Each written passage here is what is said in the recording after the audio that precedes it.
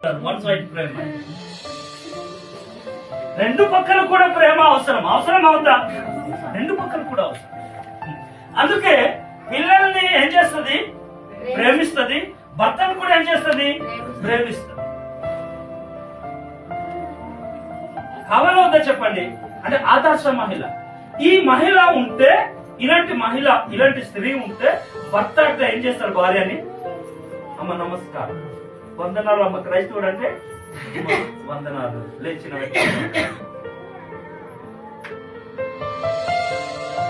దేవుని స్తోత్ర. అందుకే దేవుని వాక్యము మీ వలన దూషింపబడకూడదు అని అంటే పిల్లల్ని ప్రేమించాలి, ఇంట్లో ఉండి పనిచేసే స్త్రీ అయి ఉండాలి, ఇంటి వారికి మంచి ఉపదేశం చేసే స్త్రీ అయి ఉండాలి. ఇంటి వారికి ఇష్టం వచ్చి నా మాటలు మాట్లాడేటట్టు ఉండకూడదు. కొంతమంది ఏం చేస్తారు? ఇష్టం వచ్చినట్టు మాట్లాడతారు. పోతే పో, ఉంటే ఉండు కదా, పోతే పో, ఉంటే ఉండు, ఎవరికి కావాలా అంటే అవుతుందా?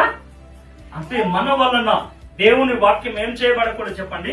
దూషింపబడకూడదు. అంటే మన నోటి మాట, మన ప్రవర్తన, మన భక్తి సరి అయినది ఉండాలి. అందుకే తీతుతో అపోస్తలుడైన పౌలు ఇలాగ నీవు బోధించు, ఇలా సంఘాన్ని సరిచేయి.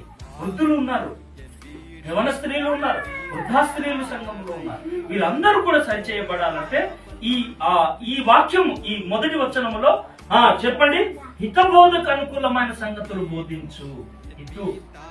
ఇది నువ్వు బోధించు అని అపోస్తలుడైన పౌలు. ఈ మాటలు దేవుడు దీవించి ఆశీర్వదించు. ప్రార్థన చేసుకో.